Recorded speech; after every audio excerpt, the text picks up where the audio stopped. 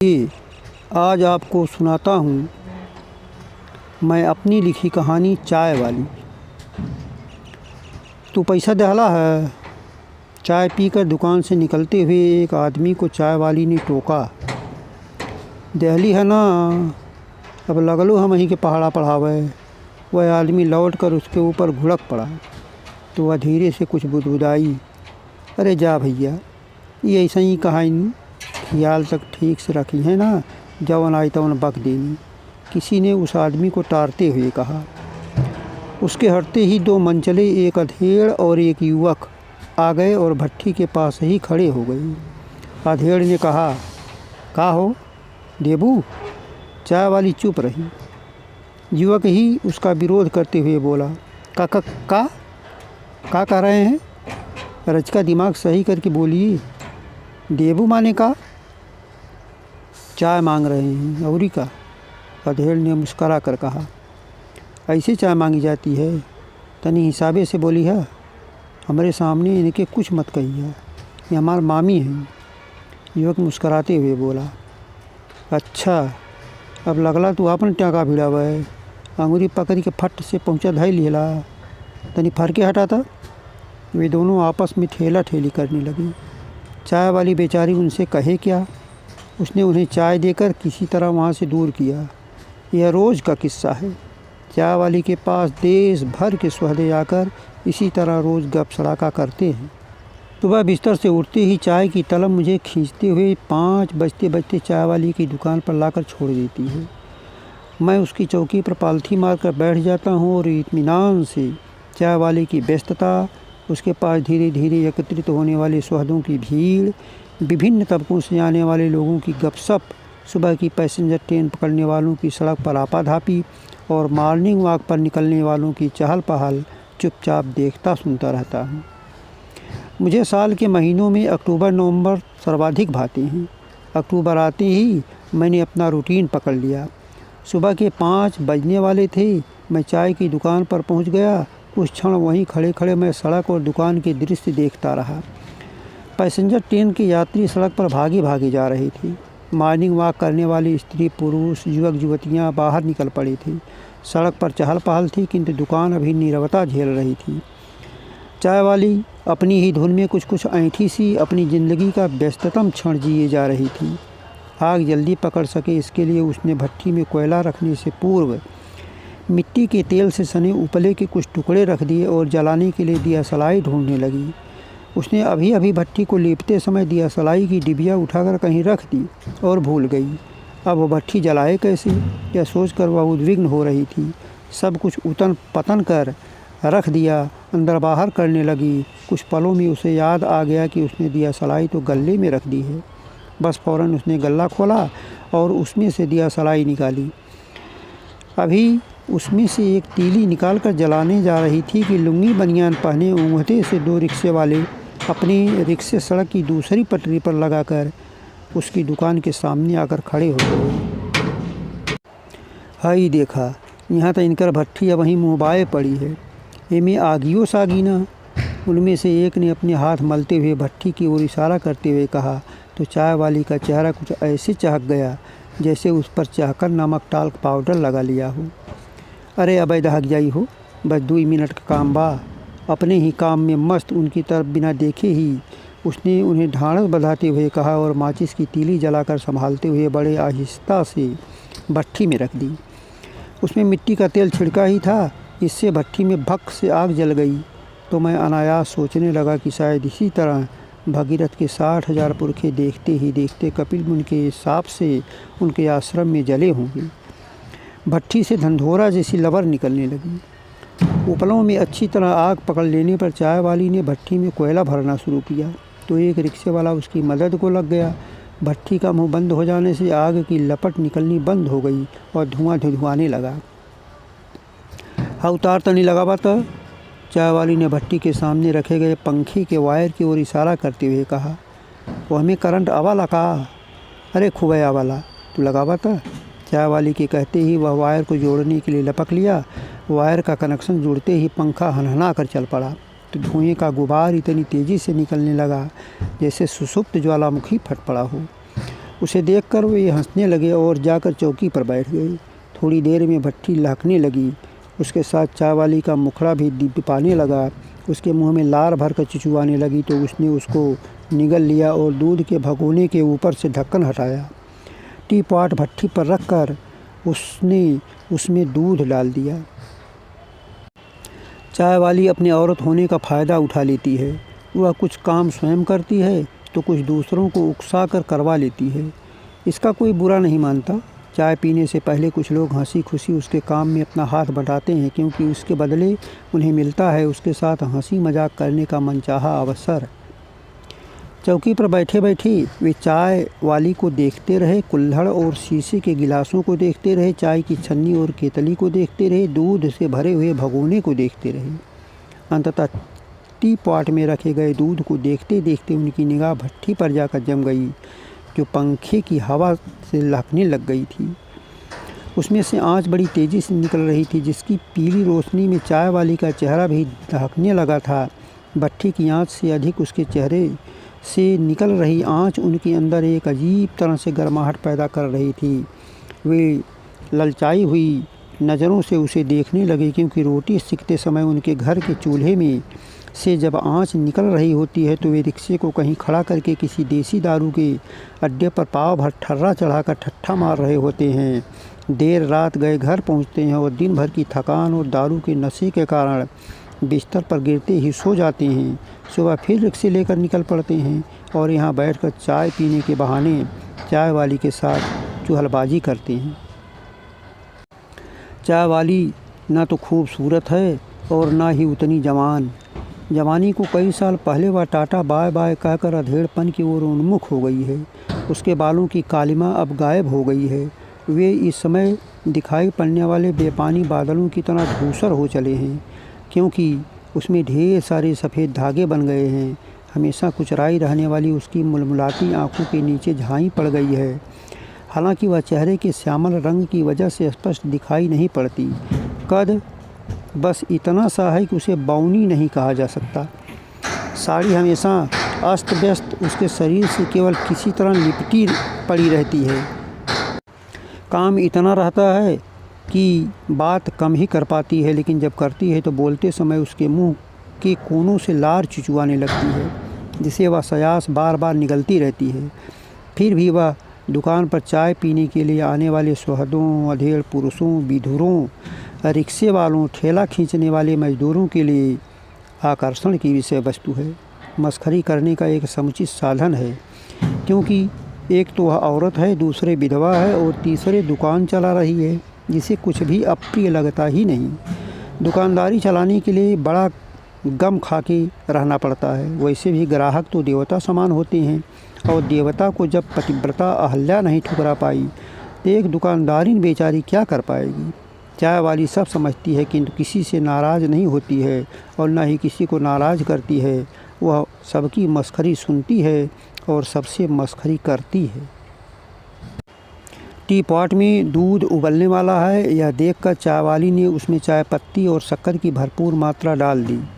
जब चाय पकने की लगी तो उसने कुचकुचाकर एक छोटी इलायची डाल दी। इलायची की महक के साथ चाय पत्ती की भीनी भीनी खुशबू सज धज कर धंधे के लिए तैयार अपने चौखट पर बैठी बेश्या की तरह सबको अपनी तरफ आकर्षित करने लगी, जिससे एक एक कर आते जा रहे लोगों से लजा शर्मा कर दुकान पर पसरी नीरवता वहाँ अपने भाई चूहल को बैठाकर झट से न जाने कहाँ दुबक गई। चड्ढी बनियान पहने एक आदमी पहुँचते ही अपनी कुटिल मुस्कान के साथ हवा में यूँ ही एक बुलेटिन उछाला, रात में एगो मेहरारू के लइका भइल बा, तोहरे बहिनी के भई लोखी। उसका व्यंग चाय वाली बूझ गई, इसलिए उसने उसकी ओर बिना देखे बर्तन में पक रही चाय को करछुल से अनवरत हिलाते हुए फ़ौरन जवाब दिया। उसके मुंह से जवाब सुनकर वह आदमी निहायत प्रसन्न हो गया। अपने हाथों को चड्ढी में अनायास रगड़ते हुए उसके पीछे जाकर मुस्कुराते हुए चुपचाप खड़ा हो गया। किंतु उसका व्यंग और चाय वाली का जवाब दोनों कुछ देर तक हवा में तैरते रहे। एक आदमी बर्तन में खौल रही चाय को काफ़ी देर से खड़े खड़े निहार रहा था। उसे चाय वाली की बकवास अच्छी नहीं लगी थी, इसलिए उसने कहा, अच्छा भाई, केहू के भाई लोखी चायवा छाना। वह आदमी नहीं बोला। उसकी चाय पीने की तीव्र लालसा बोल रही थी। इस बार एक स्त्री यानी लालसा ने दूसरी स्त्री को झिझोड़ा था, इसलिए चाय वाली कुछ कुछ शर्मा गई। उसने तुरंत छन्नी उठा ली, केतली में चाय छान दी और लगे हाथ पुनः दूसरे टर्न के लिए टी पॉट को भट्ठी पर रखकर उसमें दूध डाल दिया। फिर गिलास ले लेकर उसमें बने हुए निशान तक उसने केतली से चाय उझिल उझिल कर सबको थमाना शुरू कर दिया। जितने लोग थे कम ही थे, इसलिए सबको चाय मिल गई। ऐसा 2-3 चक्कर तक ही चल पाता है, क्योंकि उसके बाद तो वहाँ भीड़ हो जाती है और तब किसको चाय मिल पाती है किसको नहीं, इसका कोई ठीक नहीं। वैसे चाय की उसकी दुकान यहाँ अकेली नहीं है, उसके बगल में ही केवल 10 कदम आगे एक और चाय की दुकान है, और वह भी उसके पट्टीदार की ही। सुबह दोनों दुकानों की ओपनिंग औरतें ही करती हैं, क्योंकि इसका तो मर्द है ही नहीं और उसका मर्द रोगी है।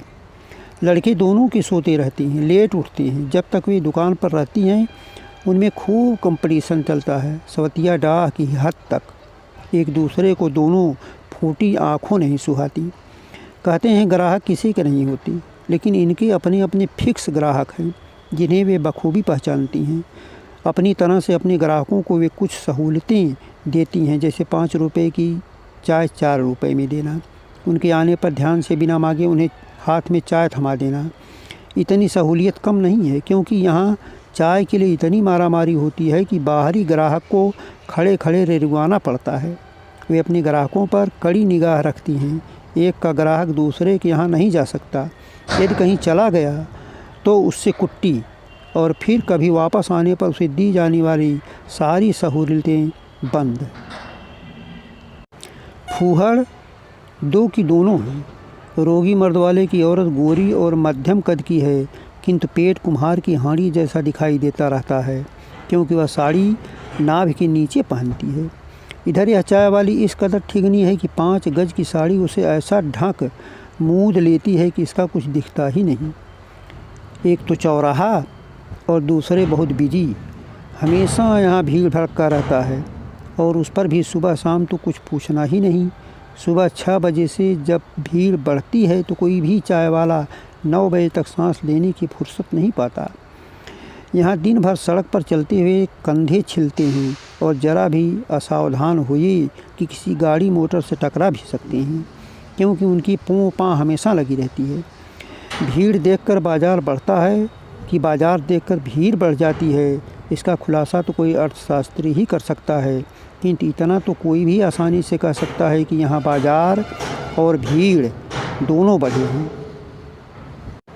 Mobile shop, recharge and downloading centre, stationery, studio, hardware, kirana, electricals and electronics, dispensary, medical, gift corner, mall avenue, opticals, मिठाई, चाय, पान, कोल्ड ड्रिंक, शराब, सब्जी, फल, गैस, बैंक, मिनी शेयर बाज़ार, money transfer, post office, coaching, xerox, garment, painter, saloon, beauty parlour, मुर्गा, mutton, मछली। Oh my God, इतनी छोटी जगह में इतना सब कुछ की देखकर लगता है कि इसके क्रिएटर और ऑपरेटर सचमुच ईश्वर ही होंगे, क्योंकि अगर कोई पूछ दे कि यहाँ क्या नहीं है तो यह बताने के लिए anyone will have to think much. आप सोच रहे होंगे कि एक अदद मंदिर तो है ही नहीं है, तो साहब इतनी आसानी से अवॉइड करके आप नहीं निकल सकते, आपको माथा नवाना ही पड़ेगा, क्योंकि यहाँ एक ऐसा विशाल और भव्य मंदिर है कि उसमें पूरी आस्था बाजार को समेट दिया गया है। क्षीर सागर में विष्णु भगवान, कैलाश पर्वत पर शिव शंकर, पता नहीं कौन पता नहीं कहाँ विराजते होंगे। अब वह ज़माना गया। बाजार के हिसाब से मनुष्य ने देवी देवताओं को भी एक जगह सेट कर लिया है। सारे देवता कहीं ऊपर इकट्ठा होते होंगे या नहीं, किंतु यहाँ हो गए हैं। यह किसका मंदिर है यह मत पूछिए, यह किसका नहीं है यह भी मत पूछिए।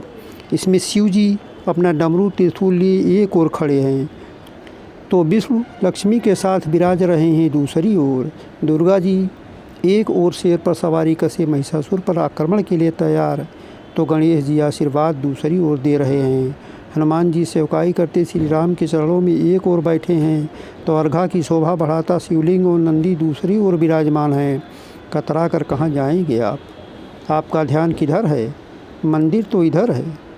किसी ना किसी को तो आप मानते ही होंगे, इसलिए कुछ दान देते जाइए, 1 रुपया, 2 रुपया, 5 रुपया, क्योंकि दान देने से धन घटता नहीं है, बढ़ता है। मंदिर का भी बढ़ेगा और आपका भी। Nice idea. चाय का दूसरा चक्कर चल चुका था, तीसरा चलने के लिए तैयार है। पहले शुरू में जो रिक्शे वाले आए थे वे पी पाकर चले गए। अब सुबह सुबह निकलने वाले कई दूसरे रिक्शे वाले, ठेले वाले, दिहाड़ी मजदूर आ गए हैं।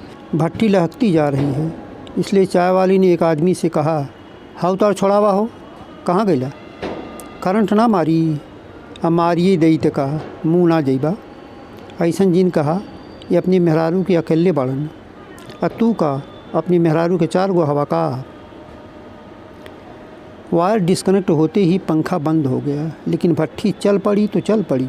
चाय के बर्तन में दूध उबलने लगा था, इसलिए चाय वाली ने उसे उठाकर भट्टी के जरा सा किनारे रख दिया।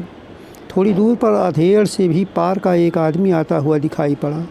एक रिक्शा वाला जो अभी तक दुकान के सामने रोड पर खड़े अपने रिक्शे पर ही बैठा चाय पकने का इंतज़ार कर रहा था, चाहते हुए उसका स्वागत किया। अरे आवा आवा पंडित। उस आदमी की पंडित जातिवाचक संज्ञा नहीं, पंडित उसकी व्यक्तिवाचक संज्ञा थी। वह चुपचाप चाय वाली के पीछे जाकर खड़ा हो गया। बिना मतलब वह भंकस करने के मूड में नहीं जान पड़ता था, लेकिन चड्ढी बनियान पहने जो आदमी अभी कुछ देर पहले आया था, वह भरसक उसके साथ इसी तरह बेसिर पैर की बातें करता रहता था। खैनी बनाते बनाते हाथ अपनी चड्ढी में पूंछते हुए वह बोला, कवने करवटे सोला है आज, पुन्नी के कि नईकी के?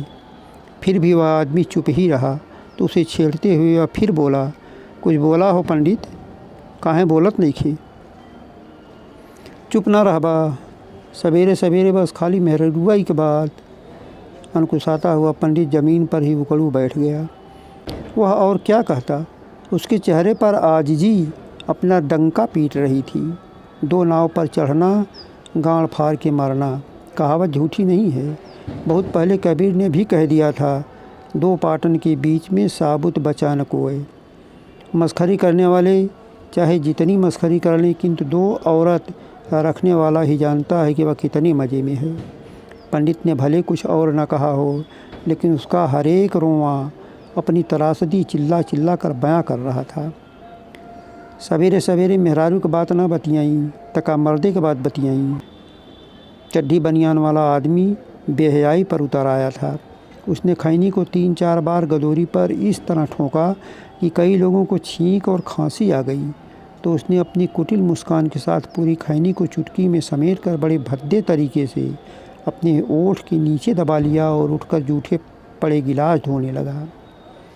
मटिकहा गोरू को किलनी अधिक लगती हैं और कमज़ोर की जोरू सगरे गांव की सरहद होती हैं। चौकी पर ही बैठा एक दूसरा आदमी अब पंडित के पीछे पड़ गया।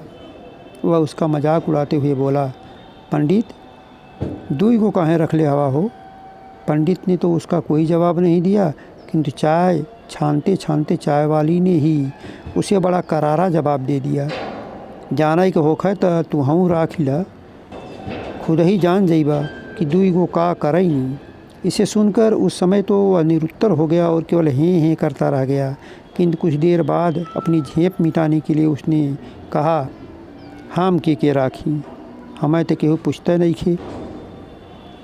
अरे ये तो खरिहरे बानी, किसी ने चाय वाली को इशारा करके कहा।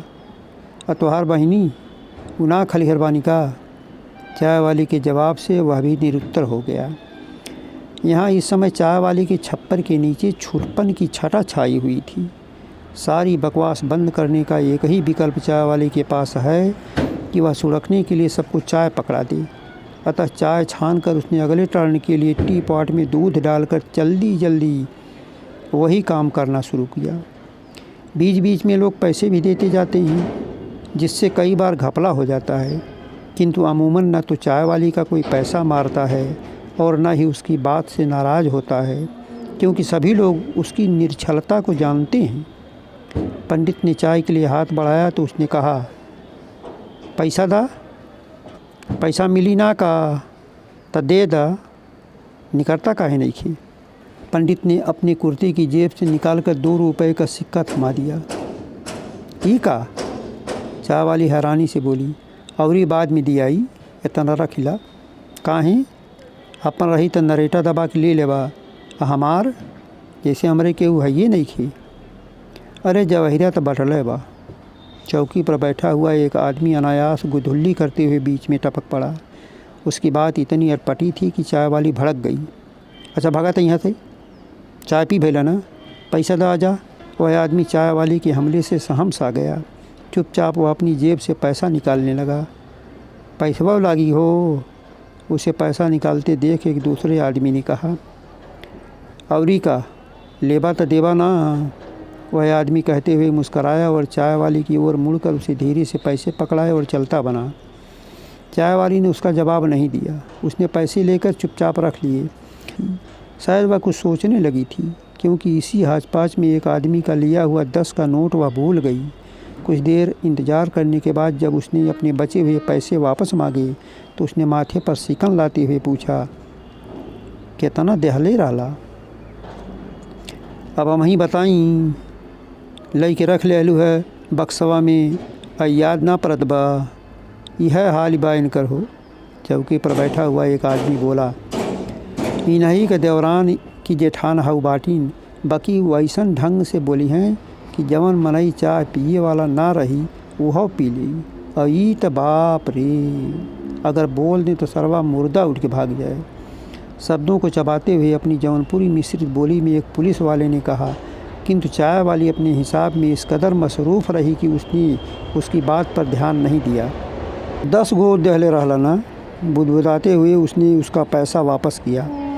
चाय वाली चाहे कितनी ही भुच्चड़ क्यों न लगती हो, लेकिन उसके साथ कोई गोलमाल नहीं कर सकता। देखने में लगता है कि वह केवल अपनी पकती हुई चाय देखती है, लेकिन उसकी छोटी छोटी आँखें सब कुछ देखती रहती हैं। आने वाला, जाने वाला, पीने वाला, कोई भी तो नहीं बच पाता उसकी नज़रों से। ऐसा लगता है कि जैसे उसकी खदबदाती चाय में ही CCTV फिट है। अब तक 3 केजा चाय ख़त्म हो गई। 6 बजने वाले थे। खूब उजाला हो गया था। आज का पेपर भी आ गया था, जिसके चारों पन्ने 4 लोगों के हाथों की शोभा बढ़ा रहे थे। एक एक आदमी के पास 3-4 अतिरिक्त लोग विभिन्न प्रकार की सड़क दुर्घटना, मारपीट, चोरी छिनारा, दलित राजनीति से संबंधित खबरों का लुत्फ़ उठा रहे थे। यानी एक साथ लगभग 10-15 लोग एक ही पेपर पढ़ रहे थे। मॉर्निंग वॉक करने वाले भी अपना कोरम पूरा करके अब इधर उधर से जमा हो रहे थे। नगर पालिका की सफाई कर्मी रोड पर झाड़ू लगा रही थी। उसने पान खाकर अपना मुंह लाल कर लिया था और मुंह के अंदर पड़ी सुपारी को बड़े शाही अंदाज में कुतर रही थी। वह सांवली होने पर भी कद काठी से दुरुस्त होने के कारण देखने लायक थी। उसके झाड़ू से इस कदर धूल उड़ रही थी कि रोड पर धूल के बादल जैसे दिखाई देने लगे थे। उसी धुरखंड की आड़ लिए वहीं पर एक कुतिया के चारों ओर 5-6 कुत्ते पूंछ लपलपाकर उसके साथ संभोग की आस लिए फनफना रहे थे। रोड पर इस वक्त बहुत भीड़ भड़क्का हो गया था। आसपास लोगों को मंडराते हुए देखकर कुत्तों जैसी हरकतों से कुतिया शर्मा कर पानी पानी हुई जा रही थी और अपनी पूंछ से ढककर बेचारी अपनी लाज बचाने में तल्लीन थी। लेकिन कुत्ते सब के सब लुच्चे हो गए थे। वे इतने बेकरार हुए जा रहे थे कि उसके लाख इनकार के बावजूद अपने कमीनेपन से बाज नहीं आ रहे थे। इसलिए कभी कभी वह कटकटा रही थी। सच ही तो कहा है, कामेच्छा सबको लुच्चा बना देती है, चाहे वह आदमी हो या कुत्ता। इस समय चाय वाली की दुकान पर खूब भीड़ बढ़ गई थी। उसकी दुकान के सामने खड़ा रिक्शा तो अपनी जगह से हट गया था, किंतु 4-6 मोटरसाइकिलें वहां आकर लग गई थी। बाबू हों चाहे बड़े बाबू, कर्मचारी हों चाहे ऑफिसर, नेता हों चाहे अभिनेता, पोस्टमैन हों चाहे लाइनमैन, पुलिसमैन हो चाहे ही मैन, वकील, मास्टर, डॉक्टर, कौन नहीं आता उसकी दुकान पर। चाय तो सुबह सबके घर में बनती है, लेकिन यहाँ पर चाय पीना और खड़े खड़े पेपर पढ़ने का अपना अलग ही क्रेज है। इसलिए चाय पीने की तलब जिन्हें थी, वे सब अपनी जीभें कुत्तों की पूँछों से अधिक लपलपा रही थी।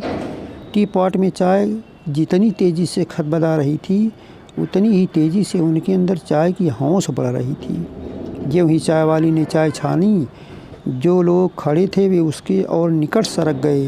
जो लोग चौकी पर बैठे हुए थे वे वहीं बैठे बैठे उचक पड़े और अपनी उपस्थिति दर्शाने के लिए अपने अपने हाथ उसकी ओर लपकाने लगे कि ऐसा ना हो कि वह उन्हें नज़रअंदाज कर दे और वे वहीं के वहीं बैठे ही रह जाएं। इसलिए वहाँ बिल्कुल भौंड़े तरीके से इस समय विश्व मोहिनी स्वयंवर का दृश्य दिखाई देने लगा, जहाँ हर चाय पीने वाला नारद बन गया था और चाय वाली हाथ में चाय की केतली लिए वरमाला के साथ शील निधि नरेश की रूपवती कन्या। अरे हमारी ओर देखा हो बूढ़ी, चाय के लिए मारा मारी के बीच एक आदमी बड़ा अधीर होकर चिल्लाया। बूढ़ी उसी के पास बैठे हुए एक आदमी ने उसकी बात पर सख्त एतराज़ जताते हुए कहा, अवरी का कहीं वो जवान बाड़ी का। वह झल्ला पड़ा, आई हो दादा, तू तो हमार खेला बिगाड़ दहला। एतराज़ जताने वाले आदमी ने मस्खरी करते हुए कहा। चाय वाली उनकी मस्खरी सुन रही थी। उसने उन्हें चाय पकड़ा दी। वे चाय पीने लगे।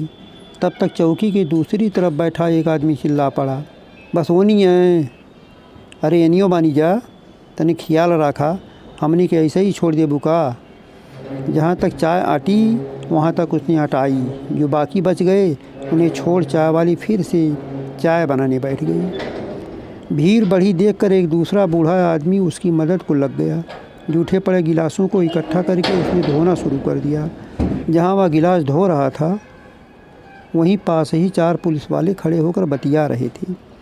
कई और महकमे के लोग, कोचिंग जाने वाले लड़के तथा और बहुत सारे लोग वहाँ इकट्ठा थे। इसी समय किशोर वय की 4 लड़कियाँ जो शायद मॉर्निंग वॉक पर निकली थीं, टी-शर्ट और लोअर पहनी चाय वाली के सामने आकर बिंदास खड़ी हो गईं। उन्हें देखकर टी पॉट में चाय तेज़ी से उबलने लगी तो चाय वाली ने उसे उठाकर भट्ठी से हटाकर एक किनारे रख दिया और लड़कियों के ऊपर एक सवालिया नज़र डाली।